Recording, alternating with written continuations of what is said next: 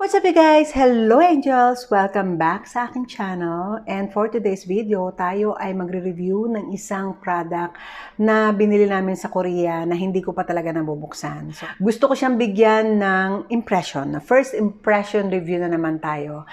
And yeah, so gagawa lang tayo ng intro para dito, pero maya-maya ako nagagawin dahil syempre maliligo muna ako dahil nakapantulog pa ang lola nyo. Maliligo muna ako. Tapos saka natin siya bibigyan ng review. Let's go!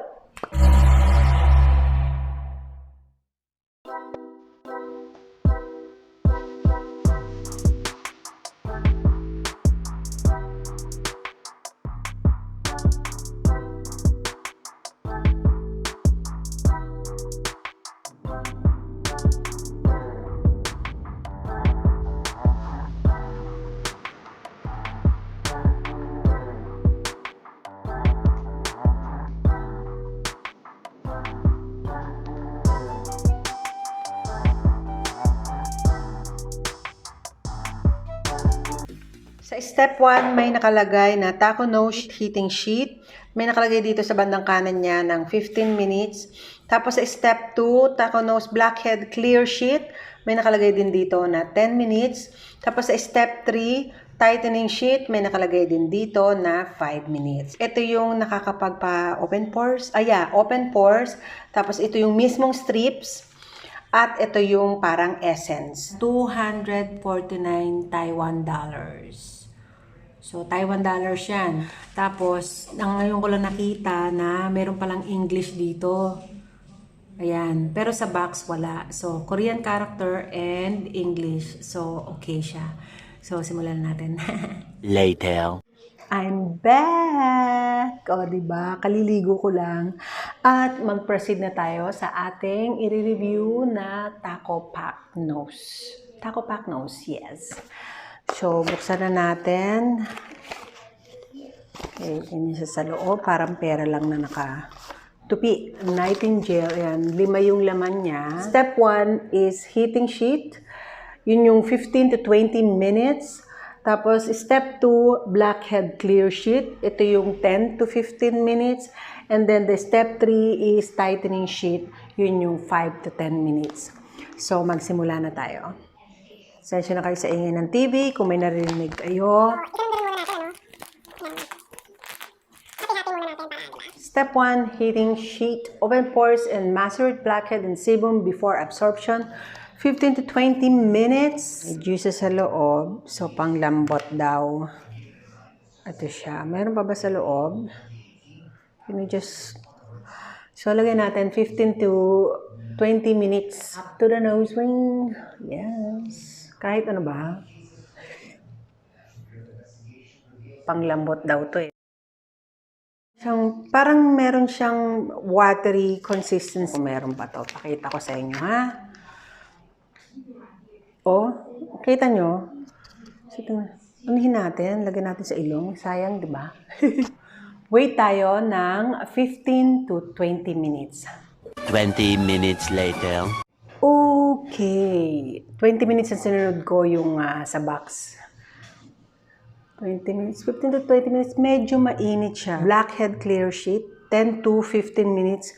Pull out sebum and blackhead from nose perfectly even invisible sebum and blackhead. Parang wala naman siyang amoy. Pag tinanggal mo siya, parang mainit yung pakiramdam niya. Pero, di ba pinakita ko sa inyo kanina yung consistency niya? Okay, so nakalagay siya. Oh, cute.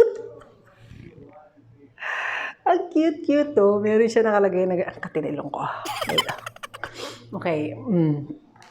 Wala naman siyang something sa loob na liquid or what. Basta tuyo siya. Dry siya. Tapos meron siyang parang yung octopus na nakalagay dun sa box. Eto siya. Ang cute, no? Oh, diba? So cute. Isa sa plastic na ganyan. Ilagay na natin. Wow. Ilagay na natin. Wala akong salamin guys. Wait. Basain muna natin yung ilong ko kasi sabi basain daw eh. Para dumikit.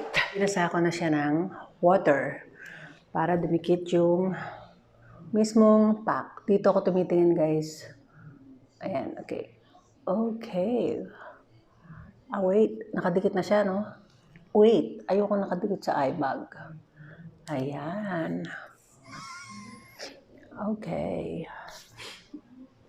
Ayan. Pinush ko siya ng may kabonggahan dun sa ano. So, ang nakalagay doon sa pack is 10 minutes.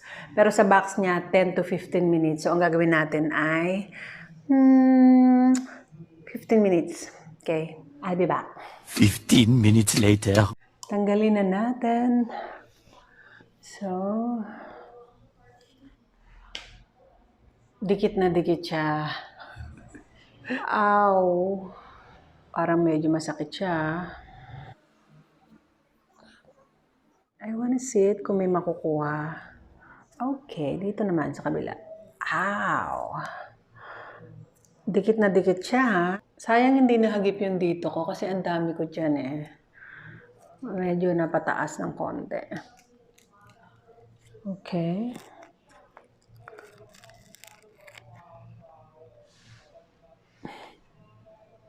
May nakuha ba? Oh my! Dito lang yung malambot niya kasi hindi ko nahagip yung sa may bandang baba. Nakikita ko meron siya. Meron siyang nangyaring kababalaghan dyan. What? Hindi ko alam kung makikita nyo. Hindi ko alam kung nag-focus siya ng bongga bells. Bongga bells.